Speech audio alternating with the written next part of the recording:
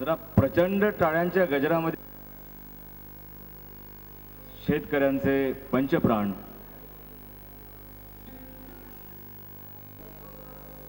माननीय वामनरावजी चटप, माजी आमदार सौभाग्यवती सरोजताई काशीकर, माननीय श्री रवी देवांग, माननीय संजय कोल्हे, माननीय डॉक्टर राघवलू,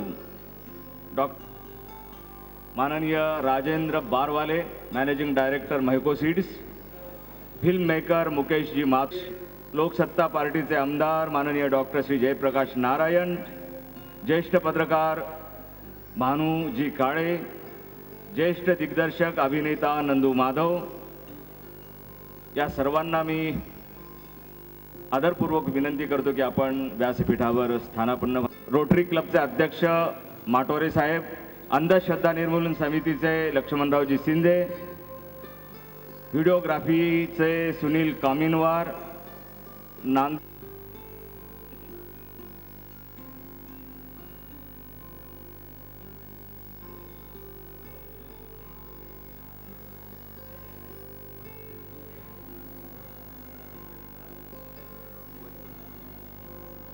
व्हिडिओ मिक्सिंग संघटनेचे श्री डांगे सर, आपणही व्यासपीठावर यावं.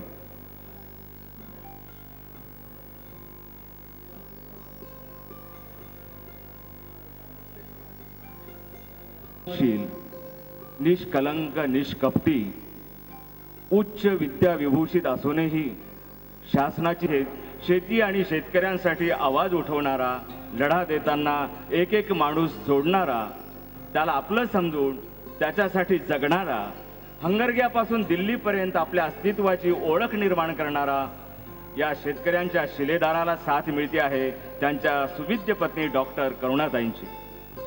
शेतकरी संघटना आणि मित्र परिवाराच्या वतीनं आयोजित केलेल्या या गौरव सोहळ्यात आपण त्यांना शुभेच्छा देण्यासाठी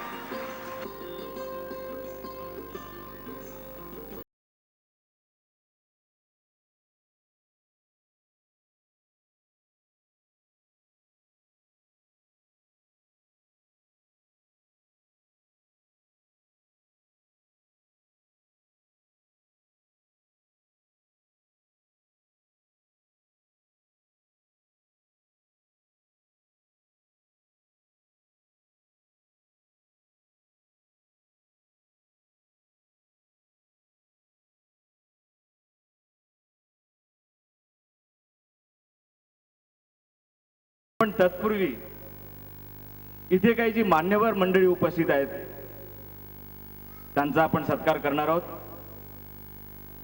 मी शरद भाऊंबद्दल फक्त 4 ओळी सांगणार आहे.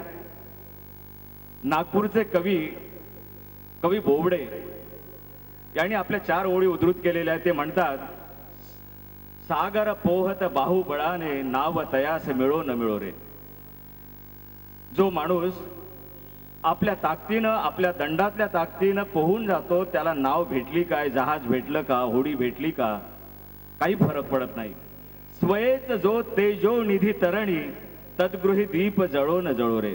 जो स्वतः सूर्यनारायण आहे त्या सूर्यनारायणाच्या घरामध्ये सांजवात पेटली काय आणि नाही पेटली काय काहीही फरक पडत नाही. जो करी कर्म अहेतु निरंतर वेद तयास कळो न कळो रे. जो स्वतः अव्याहतपणे कर्म करतो त्याला वेद कळाले का नाही कळाले का फारसा फरक पडत नाही. आणि ओळख पटली ज्यास स्वतःची देव तयास मिळो न मिळो रे. आणि आपले शरद भाऊ जोशी हे शेतकऱ्यांसाठी अव्याहतपणे कार्य करणारे आहेत. त्यांच्या घरी 4 वेद असले, त्यांचे आईवडील वेद शास्त्र संपन्न असले तरी त्यांना फक्त वेद दिसतात, ते फक्त शेतकऱ्यांमध्ये. आपण सगळेजण एकदा जोरदार टाळ्यांच्या गजरामध्ये त्यांचं स्वागत करूया. या ठिकाणी माजी आमदार माननीय वामनरावजी चटप साहेबांचं स्वागत ॲडव्होकेट धोंडीबा पवार, जिल्हाध्यक्ष शेतकरी संघटना, हे करतील.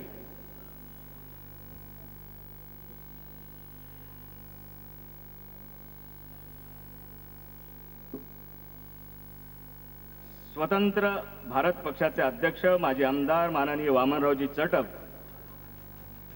यांचं स्वागत ॲडव्होकेट धोंडीबा पवार, जिल्हाध्यक्ष शेतकरी संघटना, हे करतात.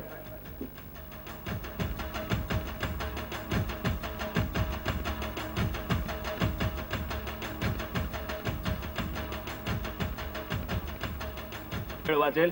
कार्यक्रम खूप मोठा आहे, त्याच्यामुळे वेळ वाया जाऊ नये अशी आमची विनंती आहे.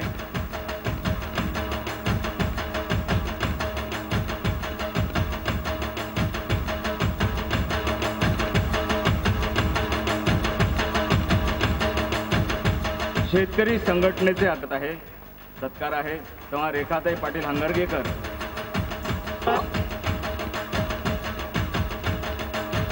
सौभाग्यवती रेखाताई पाटील हंगरगेकर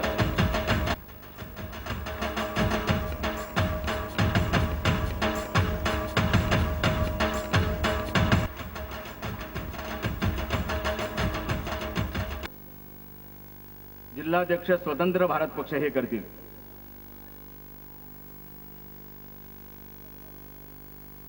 विठ्ठलराव जाधव जिल्हाध्यक्ष स्वतंत्र भारत पक्ष.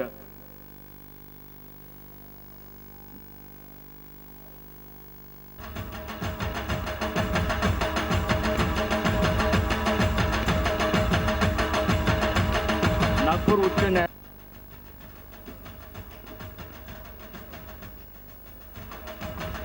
माननीय डी.पी. सिंग साहेबांचं स्वागत रमेश पाटील हंगरगेकर हे करतील. बोले सोनिहाल, सत श्री अकाल. वाहेगुरु जी का खालसा, वाहेगुरु जी की फतेह.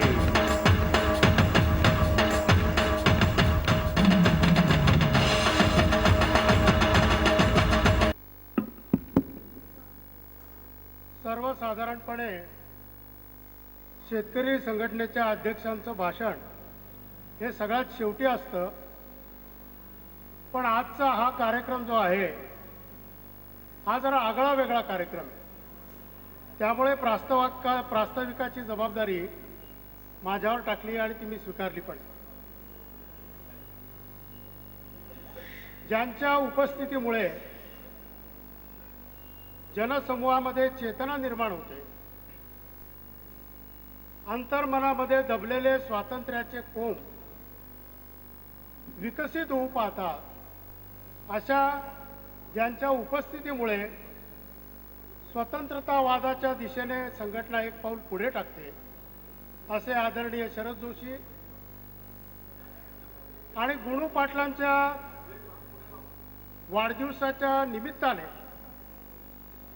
व्यासपीठावरती उपस्थित असलेल्या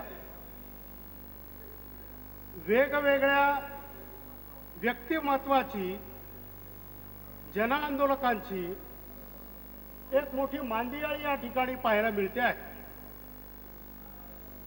एखाद्या व्यक्तीच्या सन्मानासाठी, शुभेच्छांचा वर्षाव करण्यासाठी एवढ्या मोठ्या संख्येने लोक येतात. काल करुणाताई असं म्हणाल्या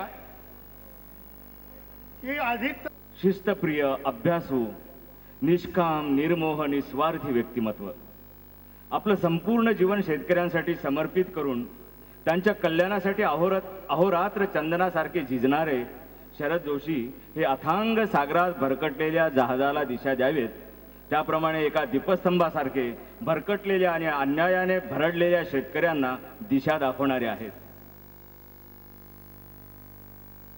एक छोटीशी गोष्ट मी सांगतो सरांची परवानगी घेऊन, आणि सरांना मी आदरपूर्वक इथे निमंत्रित करतो सन्मानासाठी. एक धनगर मेंढ्यांना घेऊन जंगलामध्ये चारायला जायचा. एके दिवशी एक सिंहाचं लेकरू त्या मेंढ्यामध्ये आलं आणि मेंढ्याबरोबर त्या धनगराच्या झोपडीमध्ये गेलं. त्या धनगराने मेंढ्याबरोबर त्या सिंहाच्या छाव्याला बांधून टाकलं आणि मग तो दररोज तो मेंढ्याचं लेकरू, सिंहाचं लेकरू त्या मेंढ्याबरोबर जायला लागलं.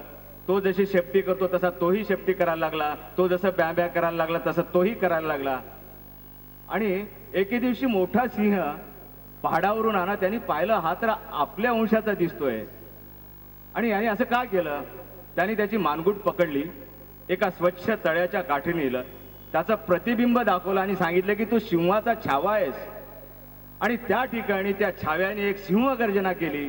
त्याप्रमाणे त्या सिंहासारखं शरद जोशींनी या शेतकऱ्यांना या भरकटलेल्या प्रस्थापितांच्या या मेंढ्यामध्ये कोंडलेलं होतं. त्यांना त्यांचं रूप दाखवलं आणि आज शेतकऱ्यांनी मोठी सिंहगर्जना केलेली आहे. एकदा हात उचललेलाच आहे.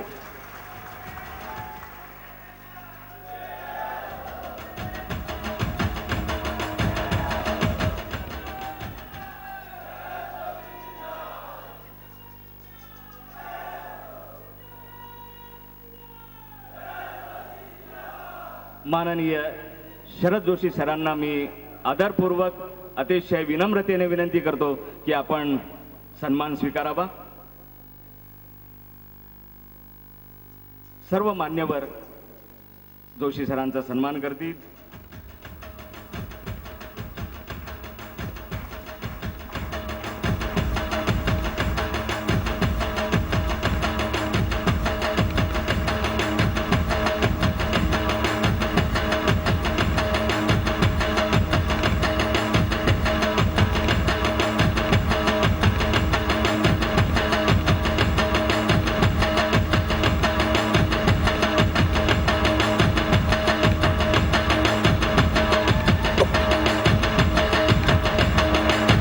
परमपूज्य गुरु गोविंद सिंगांचा आशीर्वाद सरदार DP सिंगजी त्यांच्यापर्यंत पोहोचवत आहेत. शिरपोस आणि प्रसाद देऊन, पुष्पहार देऊन.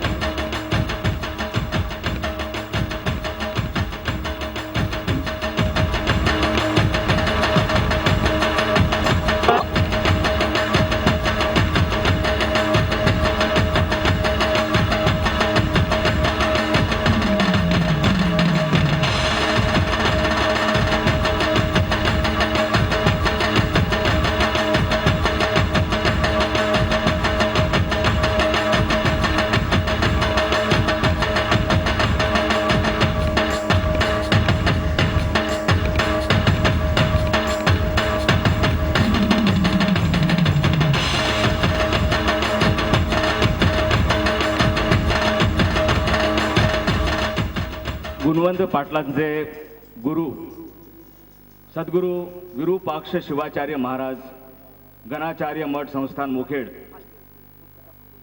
या ठिकाणानंतर लगेचच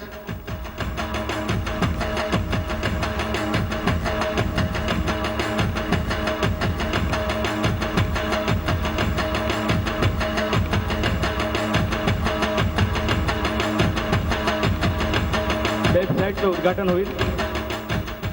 क्रांतीचा सिद्धांत ज्यांनी शेतकऱ्यांसाठी ज्या गोदातीर समाचाराने सुरुवातीपासूनच भूमिका,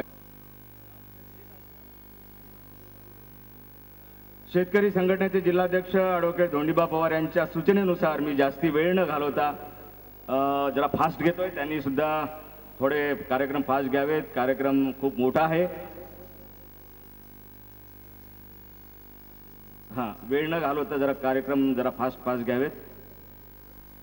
यानंतर प्रेझेंटेशन घ्यावं आणि त्यानंतर जैविक तंत्रज्ञान शेतकऱ्यांना तंत्रज्ञानाचे स्वातंत्र्य बीटी तंत्रज्ञानासाठी माननीय श्री मानवेंद्र काचोळे हे भाषण देण्यासाठी सुरू होईल.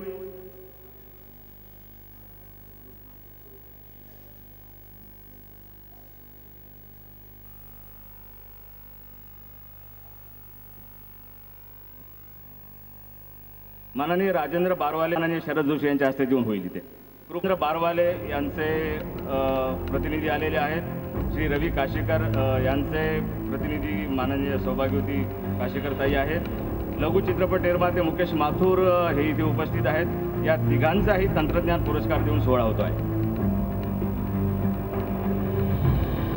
सोहळा लवकर चालू आहे.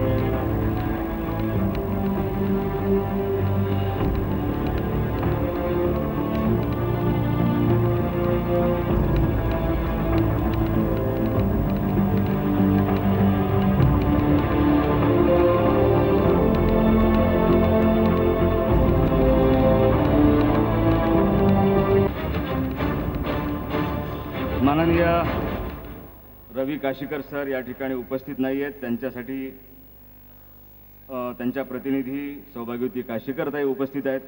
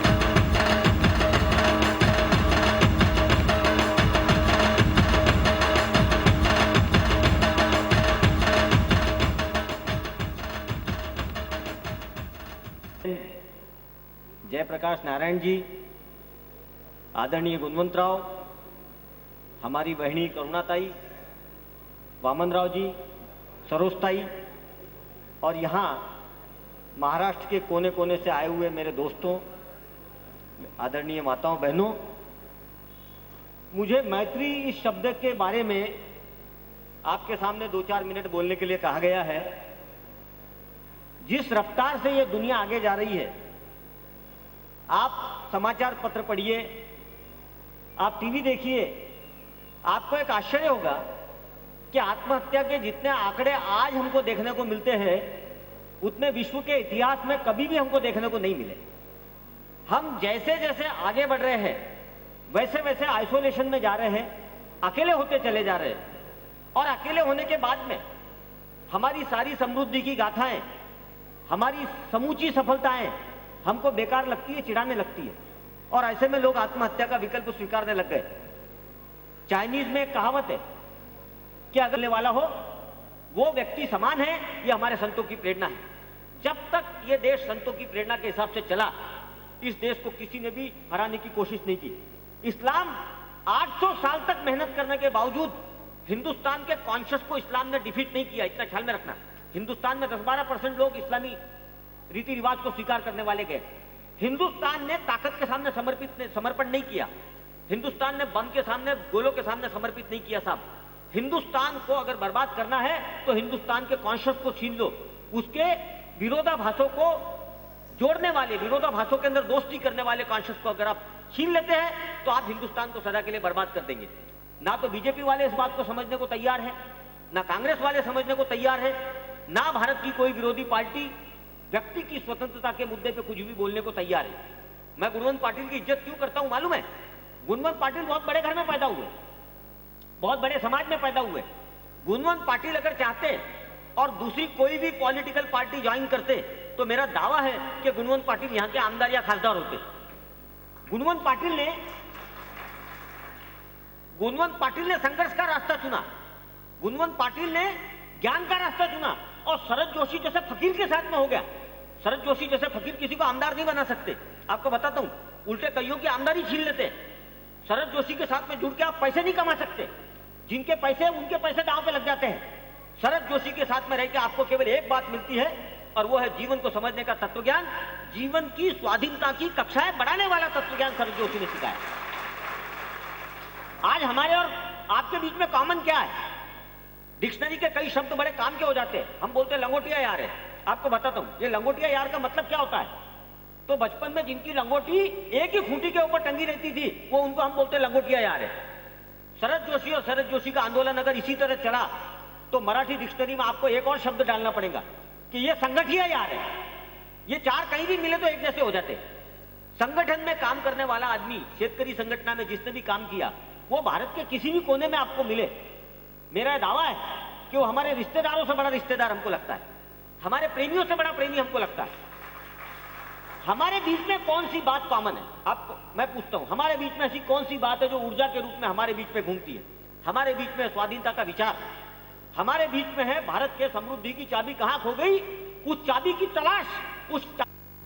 सुधाकररावजी डोईफोडे यांनी नांदेडच्या रेल्वे प्रश्नावर देशभर आवाज उठवलेला आहे। त्यांच्यासाठी कसे हे माझे आणि जगणे कसले होते, आयुष्य कसे हे माझे आणि जगणे कसले होते, मज रात्रही सावत होती, मज दिवसही सुस्त होते।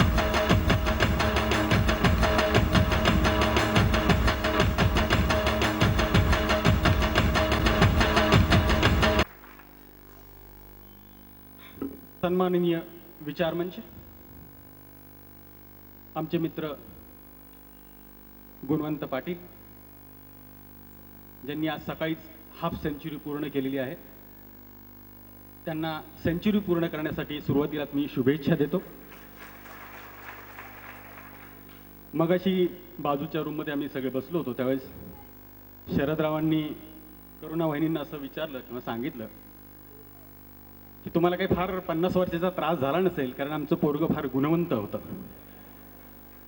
तर करुणा वहिनींना सुद्धा ते आदरानं स्वीकारलं आणि त्या म्हणाल्या, मी सरेंडर होते, पोरगं खरंच गुणी आहे। पण मला एवढं सांगावंसं वाटेल, सचिन तेंडुलकर किती गुणी असला तरी रनर म्हणून साथ देण्यासाठी द्रविडची साथ त्याला लागतेच. त्यामुळं सेंचुरी पूर्ण करत असताना द्रविडला सुद्धा जसं श्रेय जातं तसं गुणवंतरावांबरोबर करुणाताईंना सुद्धा हे श्रेय जातं. खरं तर माझा या मंचावर काय संबंध असा बहुतेक जणांना पडलेला प्रश्न असेल. मी काही शेतकरी संघटने कि आप हमें मार्गदर्शन करें.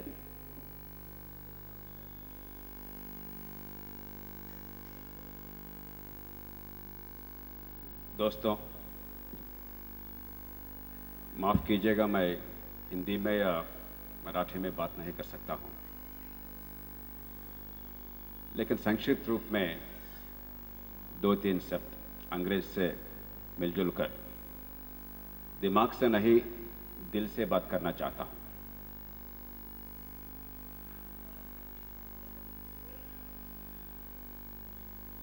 मेरे जीवन में कई अवार्ड मिल चुके हैं, लेकिन जो आज मिला है ये फ्रेंडशिप अवार्ड शेतकारी संगठन का, ये मेरा जीवन में सर्वश्रेष्ठ अवार्ड है. क्योंकि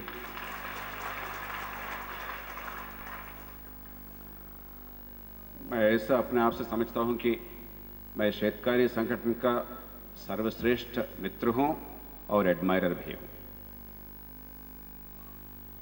सारे आंध्र प्रदेश का जनता से, लोकसत्ता के लाखों कार्यकर्ता से और आंध्र प्रदेश के शेतकारी से आप सब लोगों को बधाई देता हूं. शेतकारी संगठन को और हमारे गुणवंत भाई को और डॉक्टर करुणा बहन को. गुणवंत भाई, हम लोग आपको ये सम्मान ऐसे देना चाहते हैं कि 30 साल पर आप मेहनत किया और कुर्बानी की. A farmer's life is one of sacrifice and hard work. You are now only 50. You have another 30 years of sacrifice and hard work ahead of you. And that's the reason why we all want to congratulate you on this occasion. Badhai ho. We are proud of you. And in particular, I am proud of Dr. Karuna Patil, because it's very difficult to be the wife of an activist and a leader for farmers. A परिवार ए नेता से भी ज़्यादा कुर्बानी देना पड़ता है, मेहनत करना पड़ता है. सारे कीर्ति, सारे ग्लोरी ये नेता को मिलता है, सारे मेहनत और सारे कुर्बानी ये परिवार को मिलता है. इसीलिए doctor Karuna ji, we are truly proud of you and your support. Congratulations to both of you. मेरा जीवन में, निजी जीवन में 3 हीरो है. एक है ये मिल्क रेवोल्यूशन दिया देश के लिए डॉक्टर वर्गीस कुरियन. दूसरा है ये महाराष्ट्र के एक प्रसिद्ध डॉक्टर और हेल्थ केयर वर्कर थे, डॉक्टर रजनीकांत तरोली, अहमदनगर जिले का जामखेड ब्लॉक का. और तीसरा है कि हमारे वरिष्ठ नेता, शेतकारी संगठन का व्यवस्थापक श्री शरद जोशी. मैं दिल से ये कह रहा हूं, मैं ये मानता हूं कि पिछले 50 साल में भारत में ये तीनों महानु हीरो है. सिनेमा हीरो नहीं, जो सत्ता पर बैठे हुए हीरो, एक नेता नहीं. ये तीनों, they are India's greatest leaders end India's greatest heroes. It is my good Fortune, ये मेरा सौभाग्य है कि ये तीनों जीवन पर केवल मेरे हीरो नहीं, मेरा खास दोस्त भी बन गया. एक तो चल बसे रजनीकांत तरोली, पिछले साल इनका देहांत हुआ. वर्गीस कुरियन अभी मेरा ख्याल में 90 साल तक, almost 90 years old, and we are privileged to have Shri Sharad Joshi amidst us. Sharad ji, I hope your biographer understands not merely your leadership qualities, but the value you have brought to this country. In the midst of orthodoxy and doctrinaire socialism, in the midst of state control and stifling of freedom of citizens of this country, in the midst of mindless exploitation of the farming community and the villages of India, in the midst of so much of hypocrisy and humbug, so much of political correctness and corruption, in the midst of incompetence, in the midst of abject poverty perpetuated, you have stood alone as the beacon of hope and integrity and commitment without compromising ever on values that this nation desperately needs. I salute you because there are millions of us who are inspired by you. The torch you have lit is an eternal one. The task is unfinished. It is my fervent hope that the torch you have lit will continue to light,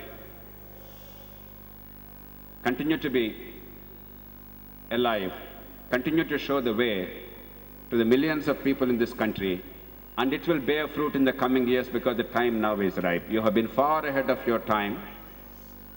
A pioneer has a great problem. When he is far ahead of the people, it's very difficult for people to follow him. In many ways, I salute the farmers of Maharashtra because they could understand the value of Sharad Joshi ji's movement, and they have followed him and given him ample support. I feel sad for this country that the country did not really follow suit. It is the loss of India, not only Indian farmers, but the Indian nation. But this